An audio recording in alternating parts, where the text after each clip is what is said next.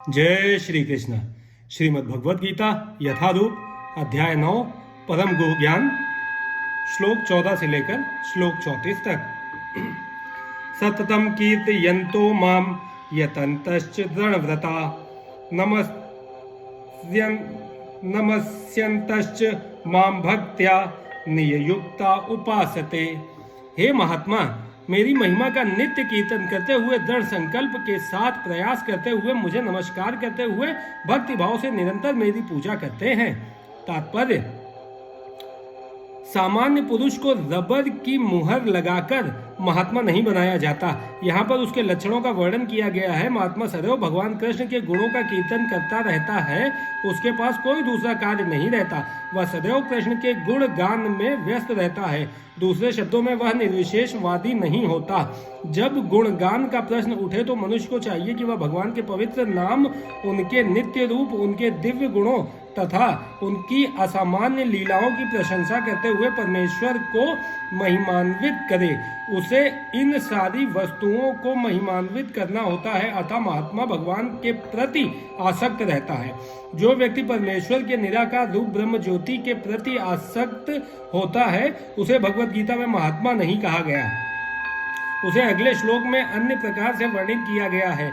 महात्मा सदैव भक्ति के विविध कार्यों में यथा विष्णु के श्रवण कीर्तन में व्यस्त रहता है। जैसा कि श्रीमद् भागवत में उल्लेख है, यही भक्ति श्रवणम कीर्तनम विष्णु तथा स्मरणम है।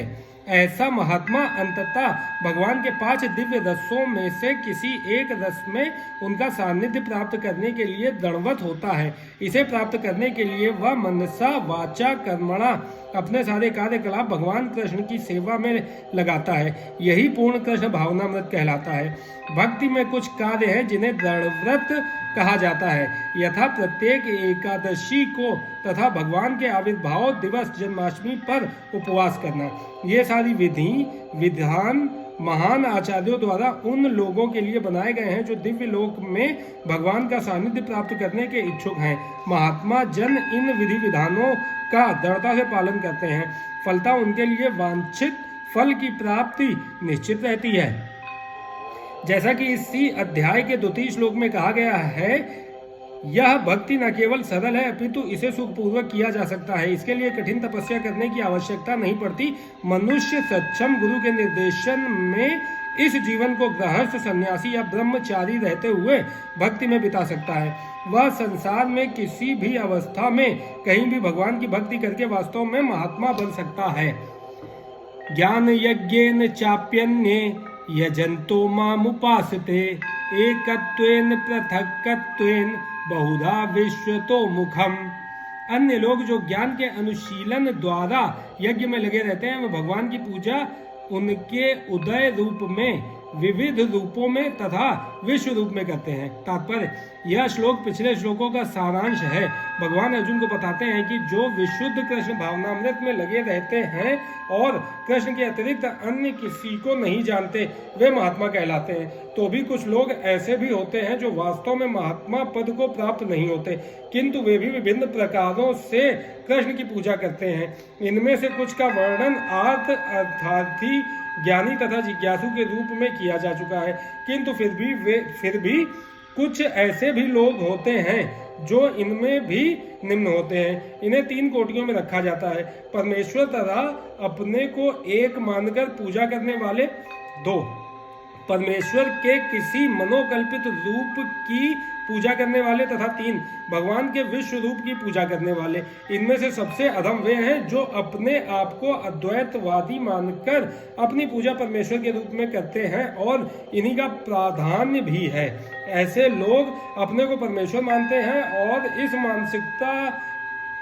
इस मानसिकता के कारण वे अपनी पूजा आप करते हैं। यह भी एक प्रकार की ईश पूजा है, क्योंकि वे समझते हैं कि भौतिक पदार्थ न होकर आत्मा है। कम से कम ऐसा भाव तो प्रधान रहता है। सामान्यतया निर्विशेषवादी इस प्रकार से परमेश्वर को पूजते हैं। दूसरी कोटि के लोग वे हैं जो देवताओं के उपासक हैं, जो अपनी कल्पना से किसी भी स्वरूप को परमेश्वर का रूप मान लेते हैं।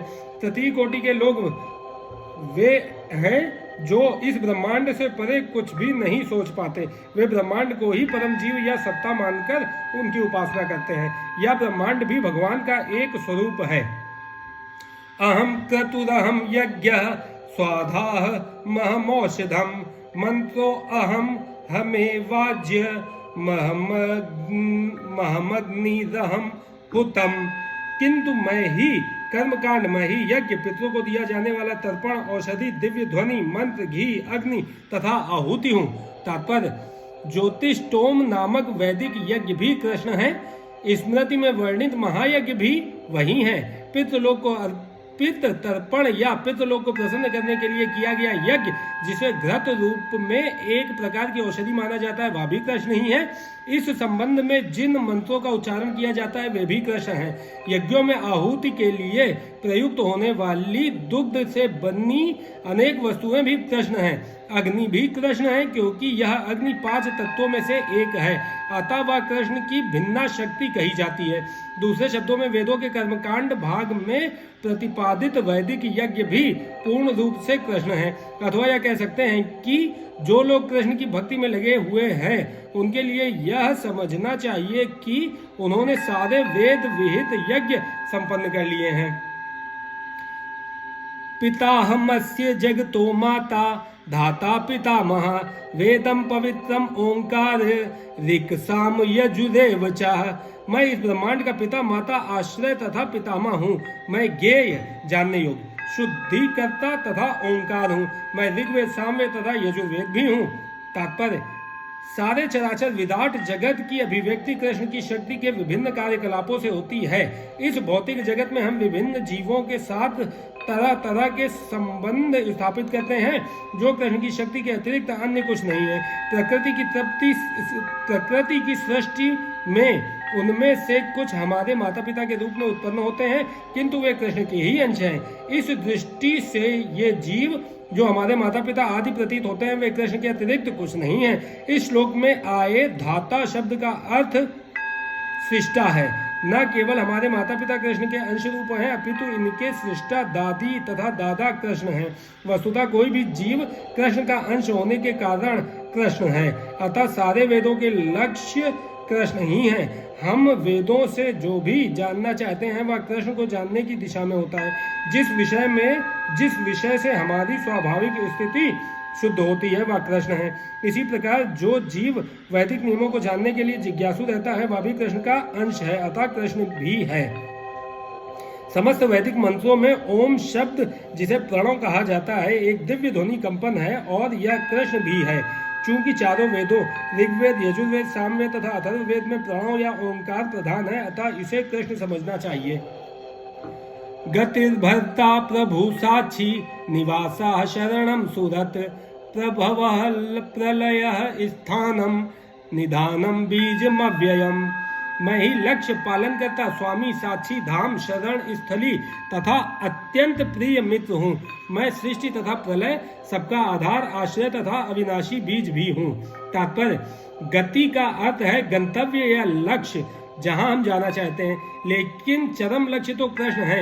यद्यपि लोग इसे जानते नहीं, जो कृष्ण को नहीं जानता वह पथभ्रष्ट हो जाता है और उसकी तथाकथित प्रगति या तो आंशिक होती है या फिर भ्रमपूर्ण। ऐसे अनेक लोग हैं जो देवताओं को ही अपना लक्ष्य बनाते हैं और तदनुसार कठोर नियमों का पालन करते हुए चंद्रलोक, सूर्यलोक, इंद्रलोक, महरलोक जैसे विभिन्न लोगों को प्राप्त होते हैं। किंतु ये सारे लोग कृष्ण की ही सृष्टि होने के कारण कृष्ण हैं और नहीं भी हैं। ऐसे लोग भी कृष्ण की शक्ति की अभिव्यक्तियां होने के कारण कृष्ण हैं, किंतु वस्तुतः वे कृष्ण की अनुभूति की दिशा में सोपान का कार्य करते हैं। कृष्ण की विभिन्न शक्तियों तक पहुंचने का अर्थ है अप्रत्यक्षतः कृष्ण तक पहुंचना। अतः मनुष्य को चाहिए कि कृष्ण तक सीधे पहुंचे, क्योंकि इससे समय तथा शक्ति की बचत होगी। उदाहरणार्थ, यदि किसी ऊंची इमारत की चोटी तक एलिवेटर, लिफ्ट के द्वारा पहुंचने की सुविधा हो तो फिर एक एक सीढ़ी करके ऊपर की ओर चढ़ा जाए। जब कुछ कृष्ण की शक्ति पर आश्रित, सब कुछ कृष्ण की शक्ति पर आश्रित है। अतः कृष्ण की शरण लिए बिना किसी वस्तु का अस्तित्व नहीं हो सकता। कृष्ण परम शासक है, क्योंकि सब कुछ उन्हीं का है और उन्हीं की शक्ति पर आश्रित है। प्रत्येक जीव के हृदय में स्थित होने के कारण कृष्ण परम साक्षी है। हमारा घर, देश या लोक जहाँ पर हम रह रहे हैं, सब कुछ कृष्ण का है। शरण के लिए कृष्ण परम गंतव्य है। अतः मनुष्य को चाहिए कि अपने रक्षा या अपने कष्टों के विनाश के लिए कृष्ण की शरण ग्रहण करें। हम चाहे जहाँ भी शरण लें, हमें जानना चाहिए कि हमारा आश्रय कोई जीवित शक्ति होनी चाहिए। कृष्ण परम जीव हैं। चूंकि कृष्ण हमारी उत्पत्ति के कारण या हमारे परम पिता हैं, अतः उनसे बढ़कर ना तो कोई मित्र हो सकता है, ना शुभ चिंतक। कृष्ण सृष्टि के आदि, उद्गम और प्रलय के पश्चात परम विश्राम स्थल है। अतः कृष्ण सभी कारणों के शाश्वत कारण हैं। तपाम्य हम वर्षम निगृह्य मृत्यु सृजामि च अमृतम चैव मृत्युश्च सदश्चाहम अर्जुन।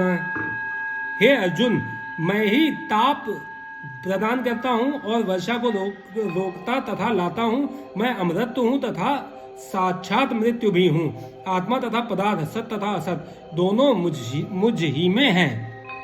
तात्पर्य, कृष्ण अपनी विभिन्न शक्तियों से विद्युत तथा सूर्य के ताप तथा प्रकाश बिखेरते हैं। ग्रीष्म ऋतु में कृष्ण ही आकाश से वर्षा नहीं होने देते और वर्षा ऋतु में वे ही अनवरत वर्षा की झड़ी लगाते हैं। जो शक्ति हमें जीवन प्रदान करती है वह कृष्ण है और अंत में मृत्यु रूप में हमें कृष्ण मिलते हैं। कृष्ण की इन विभिन्न शक्तियों का विश्लेषण करने पर यह निश्चित हो जाता है कि कृष्ण के लिए पदार्थ तथा आत्मा में कोई अंतर नहीं है, अथवा दूसरे शब्दों में वे पदार्थ तथा आत्मा दोनों हैं। अतः कृष्ण भावनामृत की उच्च अवस्था में ऐसा भेद नहीं माना जाता। मनुष्य हर वस्तु में कृष्ण के ही दर्शन करता है। चूंकि कृष्ण पदार्थ तथा आत्मा दोनों है, अतः समस्त भौतिक प्राकट्यों से युक्त या विराट विश्व रूप भी कृष्ण है। एवं वृंदावन में दो भुजा वाले वंशी वादन करते श्याम सुंदर रूप में उनकी लीलाएं उनके भगवान रूप की होती हैं। त्रैविद्या माम सोम पाह पूत पापा यज्ञ दृष्ट्वा स्वर्गति प्रार्थयन्ते ते पुण्य मासाद सुरेंद्र लोक मश्रंति दिव्यान दिवि देव भोगान। जो वेदों का अध्ययन करते तथा सोमरस का पान करते हैं, वे स्वर्ग प्राप्ति की गवेषणा करते हुए अप्रत्यक्ष रूप से मेरी पूजा करते हैं। वे पाप कर्मों से शुद्ध होकर इंद्र के पवित्र स्वर्गिक धाम में जन्म लेते हैं, जहां वे देवताओं का सा आनंद भोगते हैं। तात्पर्य, त्रैविद्या शब्द तीन वेदों साम, यजु तथा ऋग्वेद का सूचक है। जिस ब्राह्मण ने इन तीनों वेदों का अध्ययन किया है वह त्रिवेदी कहलाता है। जो इन तीनों वेदों से प्राप्त ज्ञान के प्रति आसक्त रहता है उसका समाज में आदर होता है। दुर्भाग्यवश वेदों के ऐसे अनेक पंडित हैं जो उनके अध्ययन के चरम लक्ष्य को नहीं समझते। इसीलिए कृष्ण अपने को त्रिवेदियों के लिए परम लक्ष्य घोषित करते हैं। वास्तविक त्रिवेदी भगवान के चरण कमलों की शरण ग्रहण करते हैं और भगवान को प्रसन्न करने के लिए उनकी शुद्ध भक्ति करते हैं। भक्ति का सूत्रपात हरे कृष्ण मंत्र के कीर्तन तथा साथ साथ कृष्ण को वास्तव में समझने के प्रयास से होता है। दुर्भाग्यवश जो लोग वेदों के नाम मात्र के छात्र हैं, वे इंद्र तथा इंद्र जैसे विभिन्न देवताओं को आहुति प्रदान करने में रुचि लेते हैं। ऐसे प्रयत्न से विभिन्न देवों के उपासक निश्चित रूप से प्रकृति के निम्न गुणों के कलमश से शुद्ध हो जाते हैं। फलस्वरूप वे उच्चतर लोकों तथा महलोक, जनलोक, तपलोक आदि को प्राप्त होते हैं। एक बार इन उच्च लोकों में पहुंचकर वहां इस लोक की तुलना में लाखों गुना अच्छी तरह इंद्रियों की तुष्टि की जा सकती है। ते तम भुक्त्वा स्वर्गलोकम विशालम क्षीणे पुण्ये मृत्युलोकम विशन्ति एवं त्रयी धर्म मनुप्रपन्ना गतागतम काम कामा लभन्ते। इस प्रकार जब वे उपासक विस्तृत स्वर्गिक इंद्रिय सुख को भोग लेते हैं और उनके पुण्य कर्मों के फल क्षीण हो जाते हैं तो वे इस मृत्युलोक में पुनः लौट आते हैं। इस प्रकार जो तीनों वेदों के सिद्धांतों में दृढ़ रहकर इंद्रिय सुख की गवेषणा करते हैं उन्हें जन्म मृत्यु का चक्र ही मिल पाता है। तात्पर्य, जो स्वर्ग लोक प्राप्त करता है उसे दीर्घ जीवन तथा विषय सुख की श्रेष्ठ सुविधाएं प्राप्त होती हैं, तो भी उसे वहां सदा नहीं रहने दिया जाता। पुण्य कर्मों के फलों के क्षीण होने पर उसे पुनः इस पृथ्वी पर भेज दिया जाता है, जैसा कि वेदांत सूत्र में इंगित किया गया है। जन्मादस्य यतः, जिसने पूर्ण ज्ञान प्राप्त नहीं किया या जो समस्त कारणों के कारण कृष्ण को नहीं समझता, वह जीवन के चरम लक्ष्य को प्राप्त नहीं कर पाता। वह बारंबार स्वर्ग को तथा फिर पृथ्वीलोक को आता जाता रहता है, मानो वह किसी चक्र पर स्थित हो जो कभी ऊपर जाता है और कभी नीचे आता है। सारांश यह है कि वह वैकुंठ लोक न जाकर स्वर्ग तथा मृत्यु लोक के बीच जन्म मृत्यु चक्र में घूमता रहता है। अच्छा तो यह होगा कि सच्चिदानंदमय जीवन भोगने के लिए वैकुंठ लोक की प्राप्ति की जाए, क्योंकि वहां से इस दुखमय संसार में लौटना नहीं होता। अनन्याश्चिन्तयन्तो माम ये जना पर्युपासते तेषां नित्याभियुक्तानां योगक्षेमं वहाम्यहम्। किंतु जो लोग अनन्य भाव से मेरे दिव्य स्वरूप का ध्यान करते हुए निरंतर मेरी पूजा करते हैं, उनकी जो आवश्यकताएं होती हैं उन्हें मैं पूरा करता हूं और जो कुछ उनके पास है उसकी रक्षा करता हूं। तात्पर्य, जो एक क्षण भी कृष्ण भावनामृत के बिना नहीं रह सकता, वह 24 घंटे कृष्ण का चिंतन करता है और श्रवण कीर्तन स्मरण पाद सेवन वंदन अर्चन दास्य सख्य भाव तथा आत्म निवेदन के द्वारा भगवान के चरण कमलों की सेवा में रत रहता है। ऐसे कार्य शुभ होते हैं और आध्यात्मिक शक्ति से पूर्ण होते हैं, जिससे भक्त को आत्म साक्षात्कार होता है और उसकी यही एकमात्र कामना रहती है कि वह भगवान का सानिध्य प्राप्त करे। ऐसा भक्त निश्चित रूप से बिना किसी कठिनाई के भगवान के पास पहुंचता है, यह योग कहलाता है। ऐसा भक्त भगवत कृपा से इस संसार में पुनः नहीं आता। क्षेम का अर्थ है भगवान द्वारा कृपामय संरक्षण।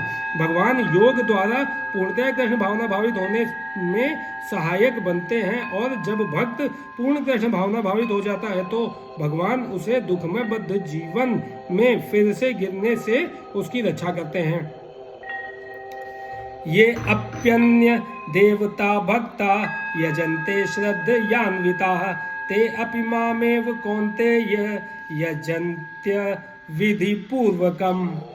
हे कुंती पुत्र, जो लोग अन्य देवताओं के भक्त हैं और उनकी श्रद्धा पूर्वक पूजा करते हैं, वास्तव में वे भी मेरी ही पूजा करते हैं, किंतु वे यह त्रुटिपूर्ण ढंग से करते हैं। तात्पर्य, श्री कृष्ण का कथन है, जो लोग अन्य देवताओं की पूजा में लगे होते हैं वे अधिक बुद्धिमान नहीं होते, यद्यपि ऐसी पूजा अप्रत्यक्षतः मेरी ही पूजा है। उदाहरणार्थ, जब कोई मनुष्य वृक्ष की जड़ों में पानी न डालकर उसकी पत्तियों तथा टहनियों में डालता है, तो वह ऐसा इसलिए करता है क्योंकि उसे पर्याप्त ज्ञान नहीं होता या वह नियमों का ठीक से पालन नहीं करता। इसी प्रकार शरीर के विभिन्न अंगों की सेवा करने का अर्थ है आमाशय में भोजन की पूर्ति करना। इसी तरह विभिन्न देवता भगवान की सरकार के विभिन्न अधिकारी तथा निर्देशक हैं। मनुष्य को अधिकारियों या निर्देशकों द्वारा नहीं अपितु सरकार द्वारा निर्मित नियमों का पालन करना होता है। इसी प्रकार हर एक को परमेश्वर की ही पूजा करनी होती है। इससे भगवान के सारे अधिकारी तथा निर्देशक स्वतः प्रसन्न होंगे। अधिकारी तथा निर्देशक तो सरकार के प्रतिनिधि होते हैं, अतः इन्हें घूस देना अवैध है। यहाँ पर इसी को अविधि पूर्वक कहा गया है। दूसरे शब्दों में कृष्ण अन्य देवताओं की व्यर्थ पूजा का समर्थन नहीं करते। अहम ही सर्व यज्ञानां भोक्ता च प्रभुरेव च ना तु माम विजानन्ति तत्त्वेनातश्च वन्तिते।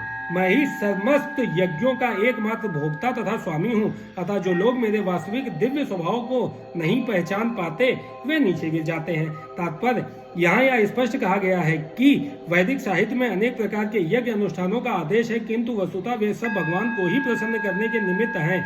यज्ञ का अर्थ है विष्णु। भगवद गीता के तृतीय अध्याय में यह स्पष्ट कथन है कि मनुष्य को चाहिए कि यज्ञ या विष्णु को प्रसन्न करने के लिए ही कर्म करे। मानवीय सभ्यता का समग्र रूप वर्णाश्रम धर्म है और यह विशेष रूप से विष्णु को प्रसन्न करने के लिए है। इसीलिए इस श्लोक में कृष्ण कहते हैं, मैं समस्त यज्ञों का भोक्ता हूँ क्योंकि मैं परम प्रभु हूँ।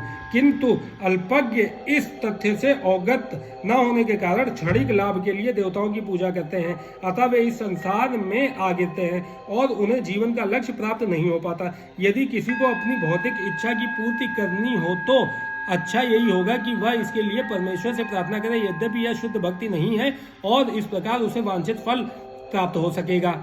यान्ति देवव्रता देवान् पितृन्यान्ति पितृव्रता भूतानि यान्ति भूतेज्या यान्ति मद्याजिनो अपि माम। जो देवताओं की पूजा करते हैं वे देवताओं के बीच जन्म लेंगे, जो पितरों की पूजा करते हैं वे पितरों के पास जाते हैं, जो भूत प्रेतों की उपासना करते हैं वे उन्हीं के बीच जन्म लेते हैं, और जो मेरी पूजा करते हैं वे मेरे साथ मेरे निवास को जाते हैं।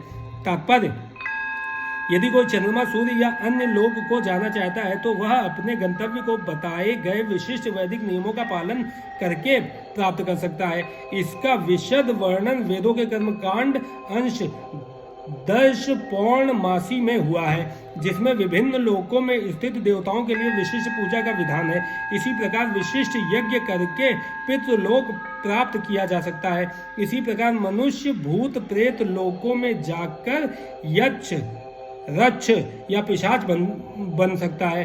पिशाच पूजा को काला जादू कहते हैं। अनेक लोग इस काले जादू का अभ्यास करते हैं और सोचते हैं कि यह आध्यात्म है, किंतु ऐसे कार्यकलाप नितांत भौतिकवादी हैं। इसी तरह शुद्ध भक्त केवल भगवान की पूजा करके निसंदेह वैकुंठ लोक तथा कृष्ण लोक की प्राप्ति करता है। इस श्लोक के माध्यम से यह समझना सुगम है कि जब देवताओं की पूजा करके कोई स्वर्ग प्राप्त कर सकता है तो फिर शुद्ध भक्त कृष्ण या विष्णु के लोक क्यों नहीं प्राप्त कर सकता।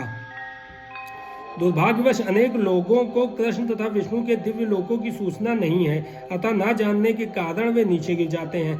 अतः यहाँ तक कि निर्विशेषवादी भी ब्रह्म ज्योति से नीचे गिरते हैं। इसीलिए कृष्ण भावनामृत आंदोलन इस दिव्य सूचना को समूचे मानव समाज में वितरित करता है कि केवल हरे कृष्ण मंत्र के जाप से ही मनुष्य सिद्ध हो सकता है और भगवत धाम को वापस जा सकता है। पत्रम पुष्पम फलम तोयम यो मे भक्त्या प्रयच्छति तदहम भक्त्युपरतम श्रामी प्रयतात्मनः। यदि कोई प्रेम तथा भक्ति के साथ मुझे पत्र, पुष्प, फल या जल प्रदान करता है तो मैं उसे स्वीकार करता हूँ। तात्पर्य,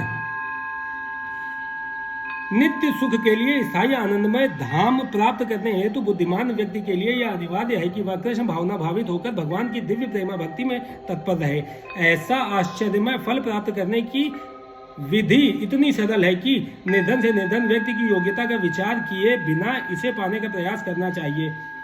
इसके लिए एकमात्र योग्यता इतनी ही है कि वह भगवान का शुद्ध भक्त हो। इससे कोई अंतर नहीं पड़ता कि कोई क्या है और कहाँ स्थित है। यह विधि इतनी सरल है कि यदि प्रेम पूर्वक एक पत्ती, थोड़ा सा जल या फल ही भगवान को अर्पित किया जाता है तो भगवान उसे सहर्ष स्वीकार करते हैं।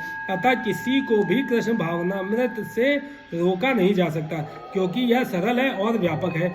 ऐसा कौन मूर्ख होगा जो इस सरल विधि से कृष्ण भावना भावित नहीं होना चाहेगा और सच्चिदानंदमय जीवन की परम सिद्धि नहीं चाहेगा। कृष्ण को केवल प्रेमा भक्ति चाहिए और कुछ भी नहीं। कृष्ण तो अपने शुद्ध भक्त से एक छोटा सा फूल तक ग्रहण करते हैं, किंतु अभक्त से वे कोई भेंट नहीं चाहते। उन्हें किसी से कुछ भी नहीं चाहिए, क्योंकि वे आत्मतुष्ट हैं। तो भी वे अपने भक्त की भेंट प्रेम तथा स्नेह के विनिमय से स्वीकार करते हैं।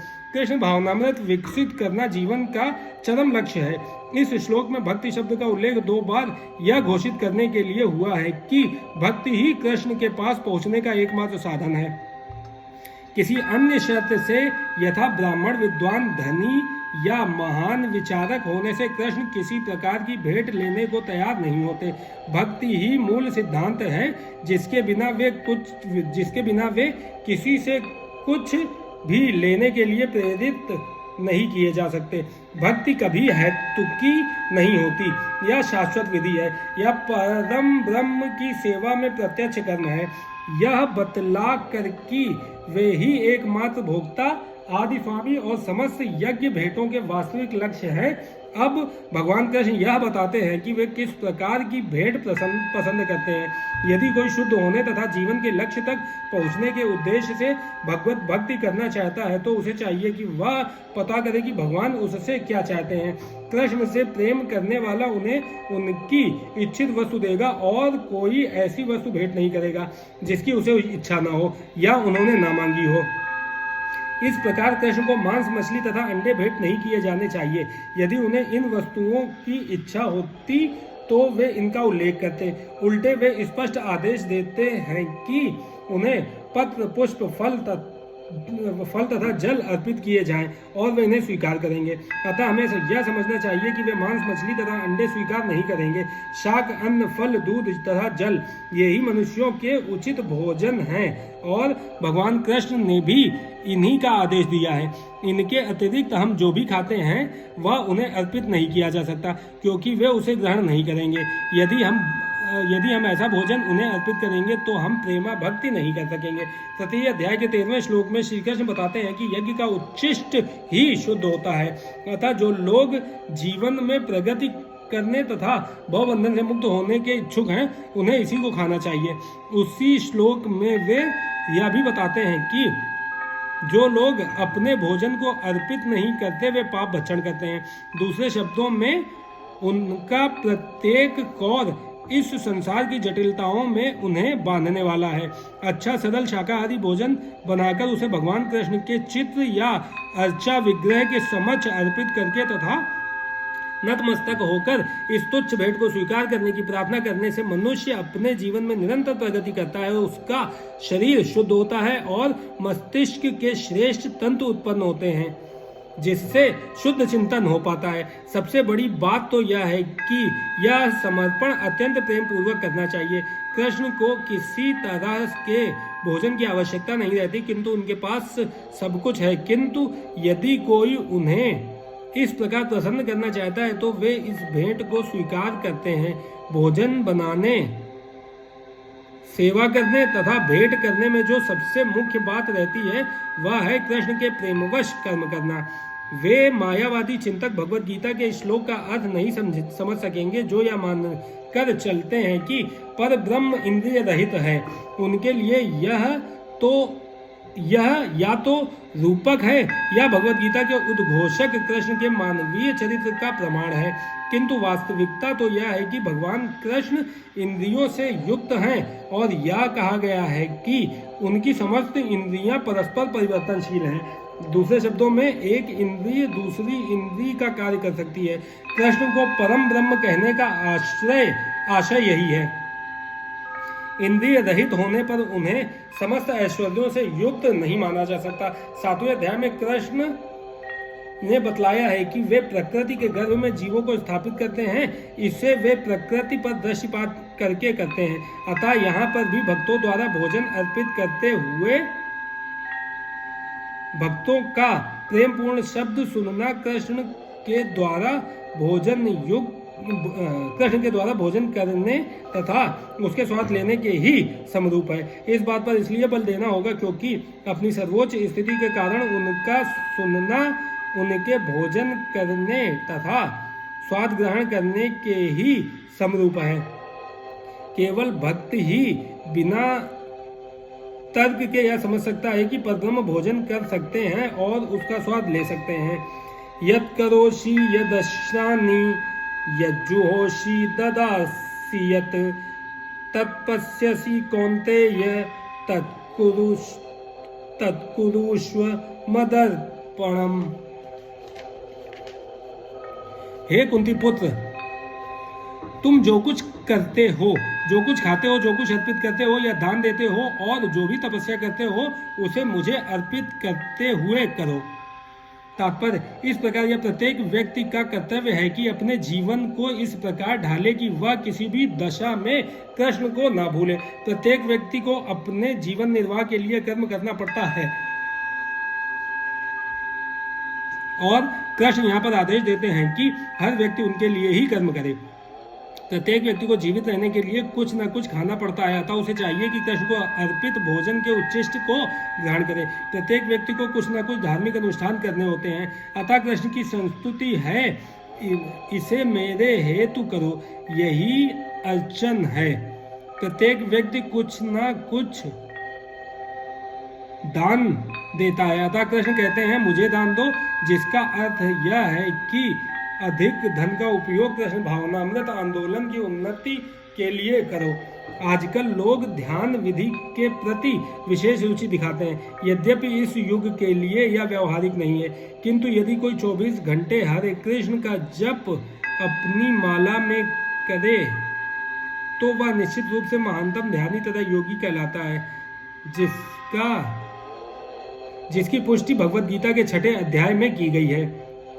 शुभाशुभ फलेरैवं मोक्ष्यसे कर्म बंधने, संन्यास योग युक्तात्मा विमुक्तो मामुपैष्यसि। इस तरह तुम कर्म के बंधन तथा इसके शुभाशुभ फलों से मुक्त हो सकोगे। इस संन्यास योग में अपने चित्त को स्थिर करके तुम मुक्त होकर मेरे पास आ सकोगे। तात्पर्य, गुरु के निर्देशन में कृष्ण भावनामृत में रहकर कृष्ण कर्म करने को युक्त कहते हैं। पारिभाषिक शब्द युक्त वैराग्य है। श्री रूप गोस्वामी ने इसकी व्याख्या इस प्रकार की है। अनासक्तस्य विषयान्य यथा हरमुपयुज्यता निर्बंधा कृष्ण संबंधे युक्तम वैराग्य मुच्यते। श्री रूप गोस्वामी कहते हैं कि जब तक हम इस जगत में हैं तब तक हमें कर्म करना पड़ता है, हम कर्म करना बंद नहीं कर सकते। अतः यदि कर्म करके उसके फल कृष्ण को अर्पित कर दिए जाएं तो यह युक्त वैराग्य कहलाता है। वस्तुतः संन्यास में स्थित होने पर ऐसे कर्मों से चित्त रूपी दर्पण स्वच्छ हो जाते हैं, स्वच्छ हो जाते हैं और कर्ता जो क्रमशः आत्म साक्षात्कार की ओर प्रगति करता जाता है त्यों वह परमेश्वर के प्रति पूर्णतया समर्पित होता रहता है। अतएव अंत में वह मुक्त हो जाता है और यह मुक्ति भी विशिष्ट होती है। इस मुक्ति से वह ब्रह्म ज्योति में तदाकार नहीं होता, अपितु भगवत धाम में प्रवेश करता है। यहाँ स्पष्ट उल्लेख है माम उपैष्यसि, वह मेरे पास आता है अर्थात मेरे धाम वापस आता है।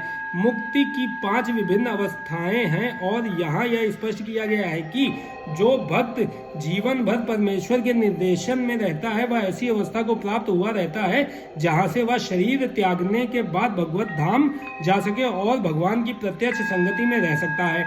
जिस व्यक्ति में अपने जीवन को भगवत सेवा में रत रखने के अतिरिक्त अन्य कोई रुचि नहीं होती वही वास्तविक सन्यासी है। ऐसा व्यक्ति भगवान की परम इच्छा पर आश्रित रहते हुए अपने को उनका नित्य दास मानता है। अतः वह जो कुछ करता है भगवान के लाभ के लिए करता है। वह जो कुछ कर्म करता है भगवान की सेवा करने के लिए करता है। वह सकाम कर्मों या वेद वर्णित कर्तव्यों पर ध्यान नहीं देता। सामान्य मनुष्यों के लिए वेद वर्णित कर्तव्यों को संपन्न करना अनिवार्य होता है, किंतु शुद्ध भक्त भगवान की सेवा में पूर्णतया रत होकर भी कभी कभी वेदों द्वारा अनुमोदित कर्तव्यों का विरोध करता प्रतीत होता है, जो वस्तुतः विरोध नहीं है।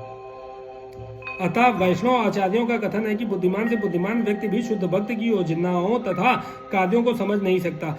ठीक शब्द है तारम वाक्य क्रिया मुद्रा विज्ञे ना बुझे। इस प्रकार जो व्यक्ति भगवान की सेवा में रत है या जो निरंतर योजना बनाता रहता है कि किस तरह भगवान की सेवा की जाए, उससे ही वर्तमान में पूर्णतया मुक्त मानना चाहिए और भविष्य में उसका भगवत धाम जाना ध्रुव है। जिस प्रकार कृष्ण जिस प्रकार कृष्ण आलोचना से परे हैं, उसी प्रकार वह भक्त भी सारी भौतिक आलोचना से परे हो जाता है। समो अहम सर्वभूतेषु न मे द्वेष्यो अस्ति न प्रियः ये भजन्ति तु मां भक्त्या मयि तेषु चाप्यहम्।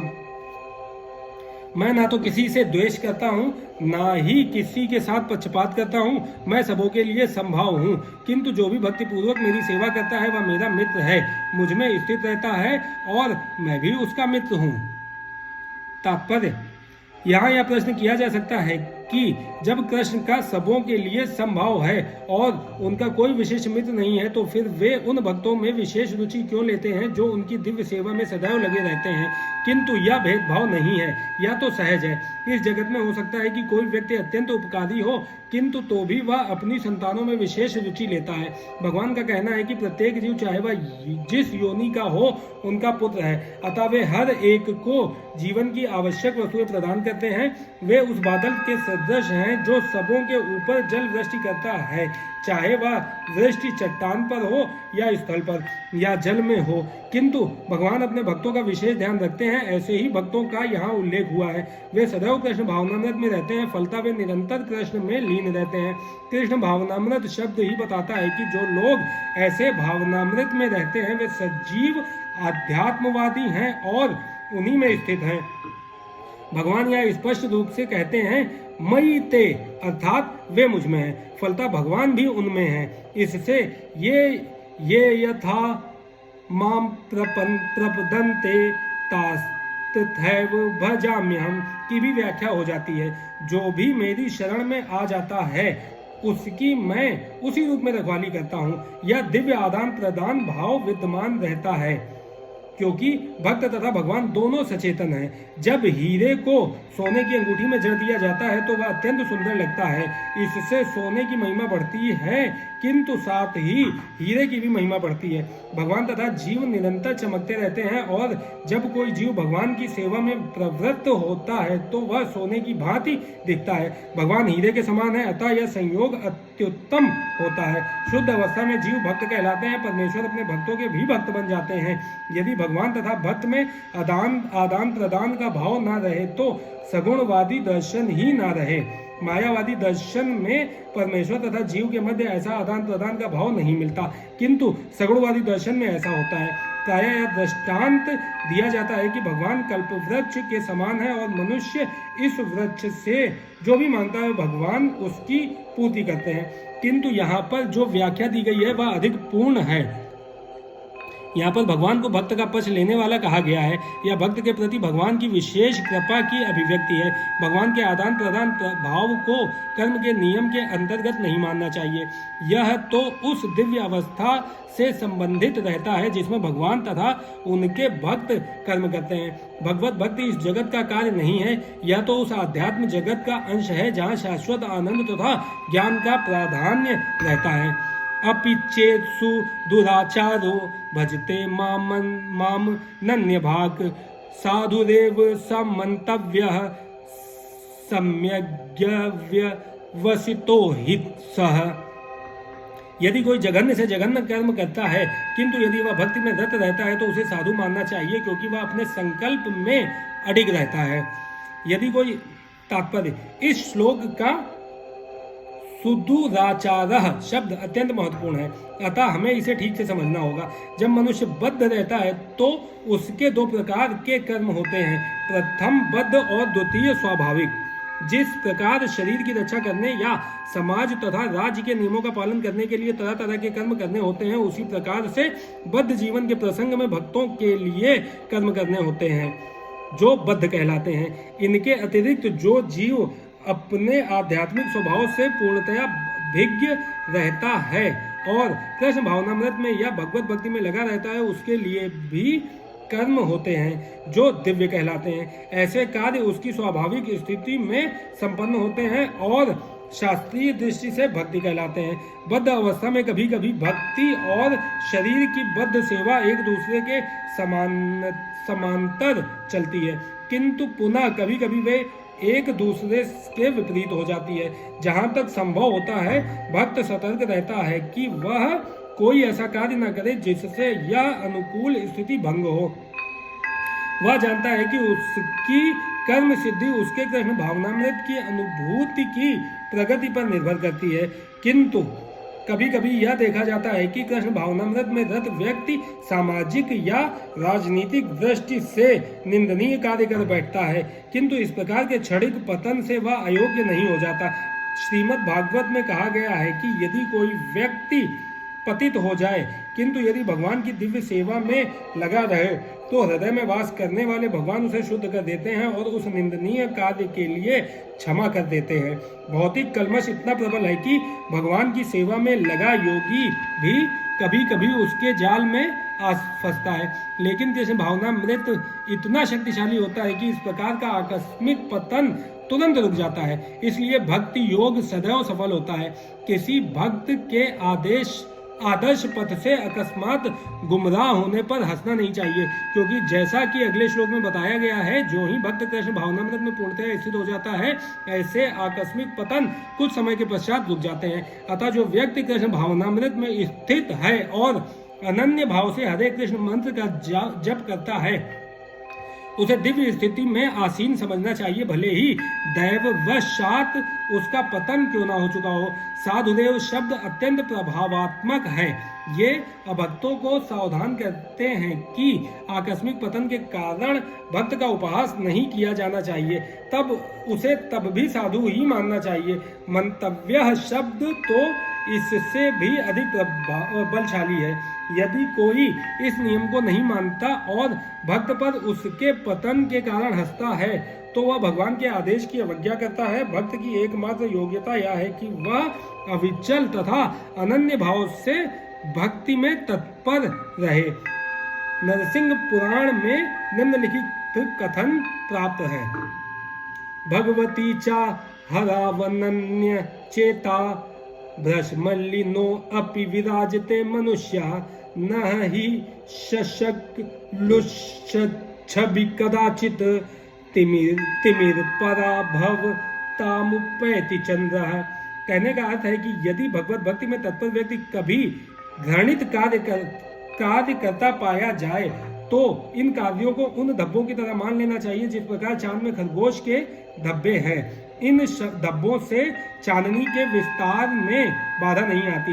इसी प्रकार साधु पथ से भक्त का आकस्मिक पतन उसे निंदनीय नहीं बनाता, किंतु इसी के साथ यह समझने की भी भूल नहीं करनी चाहिए कि दिव्य भक्ति करने वाला भक्त सभी प्रकार के निंदनीय कर्म कर सकता है। इस श्लोक में केवल इसका उल्लेख है कि भौतिक संबंधों की प्रबलता के कारण कभी कोई दुर्घटना हो सकती है।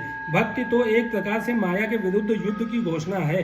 जब तक मनुष्य माया से लड़ने के लिए पर्याप्त बलशाली नहीं होता तब तक आकस्मिक पतन हो सकते हैं, किंतु बलवान होने पर ऐसे पतन नहीं होते, जैसा कि पहले कहा जा चुका है।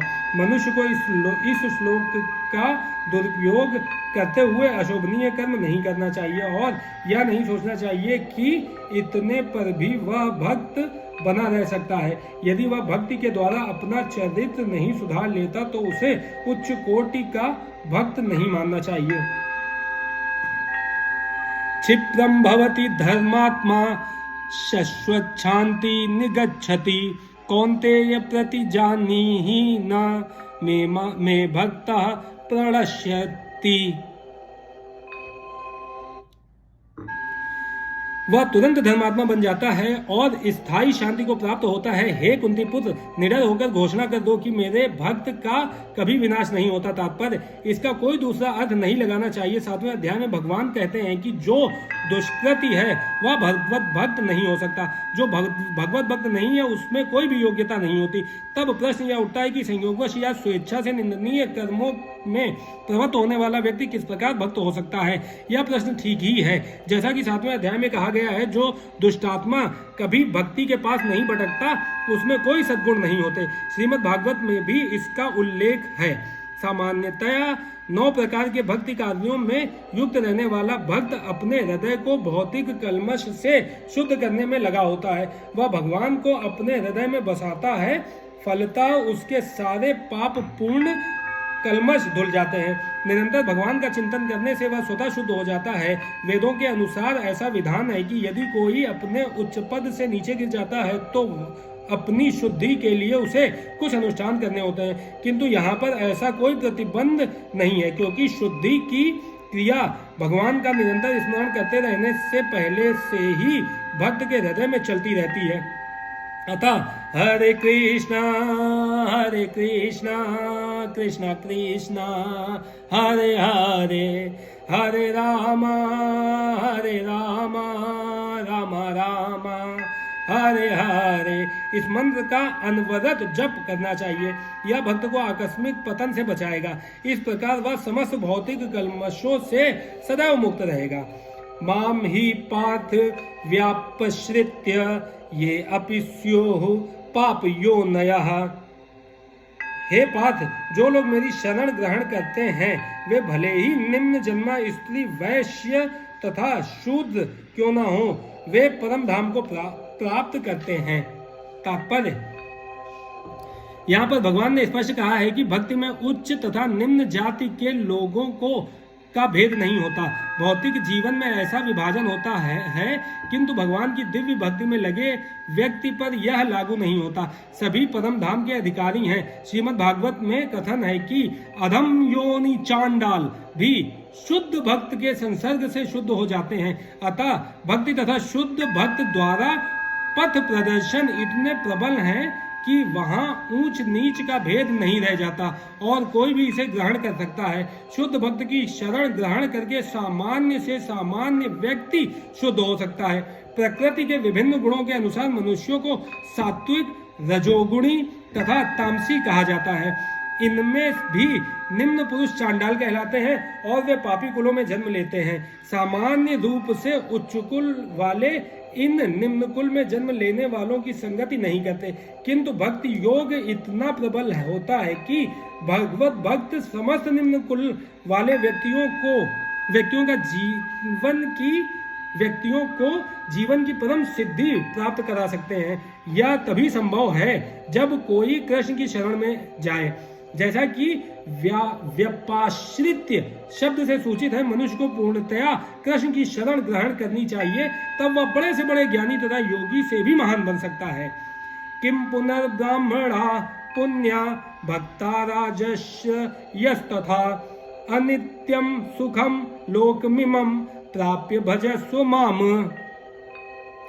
फिर धर्मात्मा ब्राह्मणों, भक्तों तथा राजर्षियों के लिए तो कहना ही क्या है। अतः इस क्षणिक दुखमय संसार में आ जाने पर मेरी प्रेमा भक्ति में अपने आप को लगाओ।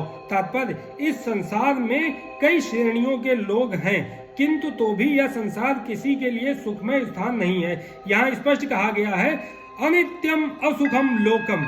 यह जगत अनित्य तथा दुखमय है और किसी भी भले मनुष्य के लिए रहने लायक नहीं है। भगवान इस संसार को क्षणिक तथा दुखमय घोषित कर रहे हैं। कुछ दार्शनिक, विशेष रूप से मायावादी कहते हैं कि यह संसार मिथ्या है, किंतु भगवत गीता से हम यह जान सकते हैं कि यह संसार मिथ्या नहीं है, यह अनित्य है। अनित्य तथा मिथ्या में अंतर है।